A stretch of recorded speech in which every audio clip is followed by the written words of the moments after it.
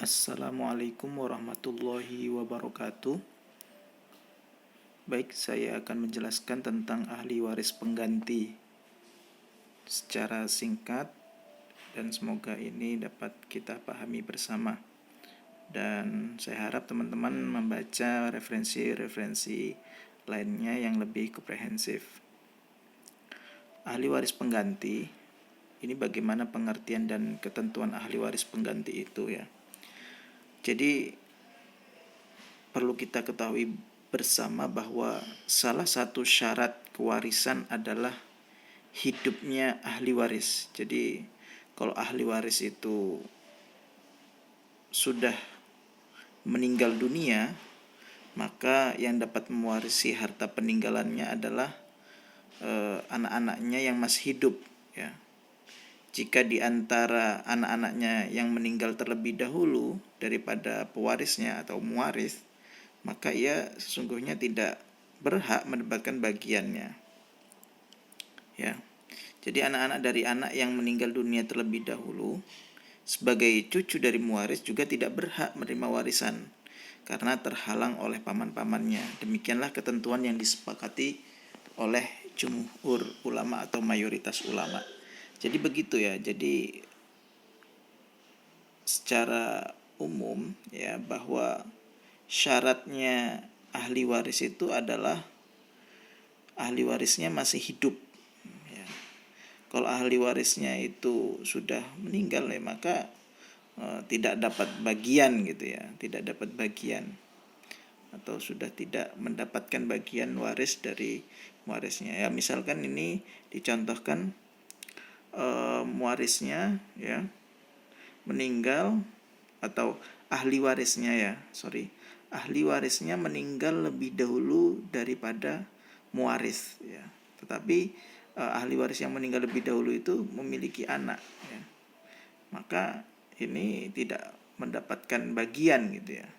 Nah, dalam ahli waris pengganti ini nanti akan kita bahas ya.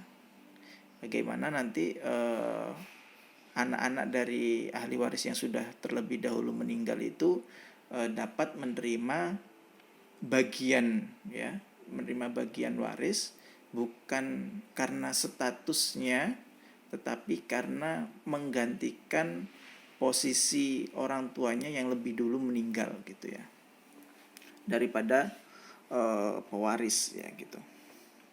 Nah, karena itu adanya konsep penggantian kedudukan merupakan hasil ijtihad para ulama terhadap ketentuan warisan ya dalam Al-Quran dan Sunnah. Nah, penggantian kedudukan ini pada dasarnya berbeda dengan pendapat jumhur ulama ya. Nah, menurut Raihan Ar-Rasyid ya, istilah ahli waris pengganti itu dibedakan ya antara orang yang disebut ahli waris pengganti dan pengganti ahli waris. Ini pendapat saja ya. Menurutnya kalau ahli waris pengganti itu orang yang sejak semula itu bukan ahli waris, tetapi karena keadaan tertentu ia menjadi ahli waris dan menerima warisan dalam statusnya sebagai ahli waris. Misalnya pewaris tidak meninggalkan anak, tetapi meninggalkan cucu laki-laki atau perempuan dari anak laki-laki ya. Maka ini disebut dengan ahli waris pengganti menurut Raihan ya. Sedangkan pengganti ahli waris adalah orang yang sejak semula bukan ahli waris tetapi karena keadaan tertentu dan pertimbangan tertentu mungkin menerima warisan namun tetap dalam statusnya bukan sebagai ahli waris, jadi hanya menggantikannya saja ya. Misalnya pewaris meninggalkan anak bersama cucu baik laki-laki maupun perempuan yang orang tuanya meninggal lebih dulu dari pewaris. Nah, keberadaan cucu di sini sebagai pengganti ahli waris gitu ya, pengganti ahli waris. Ya. Jadi dibedakan ahli waris pengganti dengan pengganti ahli waris ya. Kalau ahli waris pengganti misalkan ya tadi ya dicontohkan anak dari anak laki-laki atau perempuan dari cucu laki-laki atau perempuan dari anak laki-laki. Nah, itu mendapatkan bagian warisnya karena dia statusnya sebagai ahli waris pengganti ya. Memang dia awalnya tidak ahli waris karena bapaknya meninggal, jadi dia menjadi ahli waris penggantinya. Tetapi berbeda ya pengganti ahli waris. Ya, kalau pengganti ahli waris ya memang sejak awal dia bukan ahli waris gitu ya. Kemudian karena keadaan tertentu menerima warisan, namun statusnya bukan sebagai ahli waris ya. Bukan sebagai ahli waris. Ini menurut Raihan ya. Jadi ahli waris pengganti dan pengganti ahli waris itu berbeda. Yang menarik adalah pendapatnya misalkan Prof. Dr. Hazairin ya, yang menyatakan bahwa penggantian kedudukan sebenarnya sudah ada dalam Al-Quran ya, yang disebut dengan mawali. Ini menurut Prof. Hazairin ini penggantian kedudukan karena orang yang digantikan sekiranya telah meninggal dunia terlebih dahulu, ia berhak mendapatkan bagian warisan.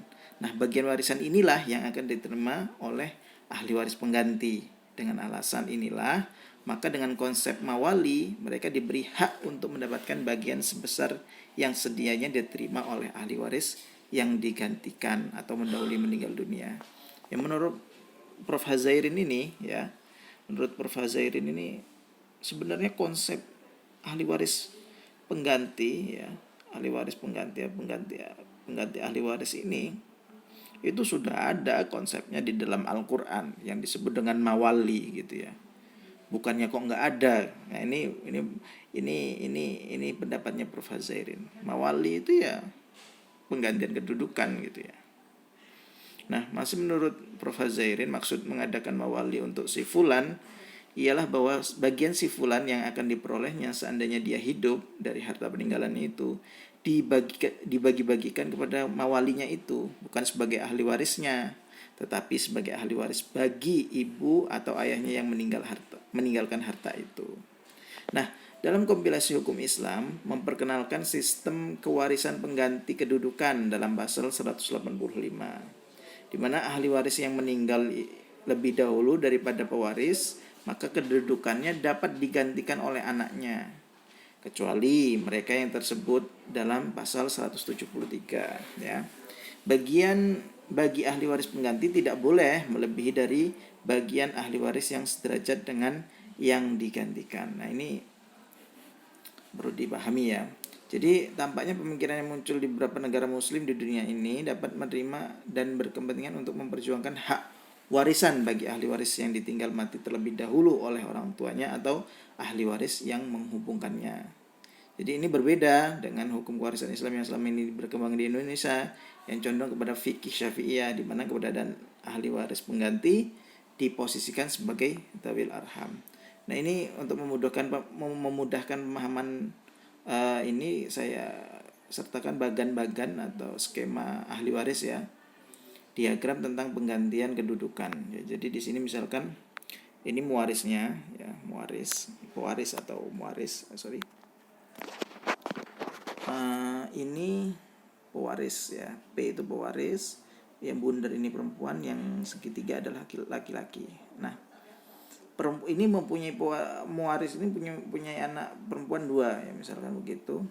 Nah, yang anak perempuan yang si A ini sudah meninggal lebih dahulu dan dia memiliki anak laki-laki C gitu ya. Anak laki-laki C. Nah, sebenarnya C ini kan ini adalah dzawil arham ya, karena anak dari anak perempuan itu bukan termasuk ahli waris tapi dzawil arham. Ini jadi dia tidak berhak menerima waris dari kakeknya gitu ya. Tetapi karena ibunya ini telah meninggal terlebih dahulu ya, anak perempuan yang A ini sudah meninggal terlebih dahulu, maka si C dalam konsep penggantian kedudukan, maka dia menggantikan posisinya ibunya yang sudah meninggal lebih dahulu. Kalau dia sebagai dzawil arham, otomatis harta warisan hanya diterima oleh si B, yaitu setengah plus rot atau pengembaliannya ya. Tetapi kalau ini dijadikan sebagai pengganti kedudukan si A yang telah meninggal duluan ini, maka bagiannya adalah sama-sama sepertiga. Ini dapat sepertiga dan ini mendapat sepertiga, gitu ya. Nah, untuk bagian yang kedua, gambaran yang kedua, misalkan pewaris memiliki anak perempuan dan laki-laki, ya, perempuan dan laki-laki. Nah, si laki-laki ini punya anak perempuan, ya. Kalau misalkan si anak laki-laki ini lebih dahulu, ya, lebih dahulu meninggal, ya, lebih dahulu meninggal, maka si anak anak perempuan dari anak laki-laki ini bagiannya memang seperenam, ya, seperenam karena sudah tidak terhijab, ya, tidak terhijab. Namun ketika konsep penggantian kedudukan ini, si F ini anak perempuan dari anak laki-laki menggantikan posisi ayahnya, gitu ya, maka dia mendapatkan 2/3, ya, bagian maksimal dari laki-laki itu. Dia menggantikan kedudukan ayahnya. Atau contoh lain, seorang yang meninggal memiliki anak laki-laki 2, gitu ya. Kemudian anak laki-laki yang H ini sudah meninggal lebih dahulu tinimbang pewarisnya. Nah, yang cucu atau anak laki-laki dari garis laki-laki ini menggantikan posisinya ayahnya, gitu ya. Kalau dia ini tidak ada, ya, maka sesungguhnya dia mendapatkan asobah binafsih, sedangkan dia terhijab karena masih ada anak laki-laki, ya, anak laki-laki, ya. Tetapi kalau dia menggantikan posisi ayahnya, maka dia mendapat anak yang laki-laki G ini mendapatkan setengah, sedangkan anak laki-laki dari anak laki-laki yang sudah meninggal terlebih dahulu juga mendapatkan setengah, gitu ya. Kemudian ada gambaran lagi, misalkan si pewaris memiliki anak laki-laki 2, gitu, dan si laki-laki yang K ini sudah meninggal terlebih dahulu dan memiliki anak perempuan, ya. Nah, anak yang laki-laki ini otomatis menjadi asobah binafsih, ya, asobah binafsih. Nah, karena penggantian kedudukan, maka anak perempuan dari anak laki-laki yang sudah meninggal terlebih dahulu menggantikan posisi ayahnya. Nah, maka dia mendapatkan bagian setengah dan ini mendapatkan bagian setengah. Nah, itu kira-kira gambaran bagaimana penggantian kedudukan, ya. Dengan demikian sebenarnya dapat disimpulkan, ya, bahwa bagian yang diterima oleh ahli waris pengganti itu bukanlah karena statusnya, ya, bukan karena statusnya mereka sebagai ahli waris yang memiliki hubungan langsung dengan pewarisnya, ya, akan tetapi didasarkan, ya, pada harta yang seharusnya diterima itu, yang sedianya diterima, bagian yang diterima oleh ahli waris yang meninggal dunia terlebih dahulu, ya. Kira-kira demikian mengenai penggantian kedudukan ahli waris, ya. Mungkin materi singkat ini dapat kita lanjutkan dengan diskusi-diskusi yang produktif. Terima kasih atas perhatiannya. Wassalamualaikum warahmatullahi wabarakatuh.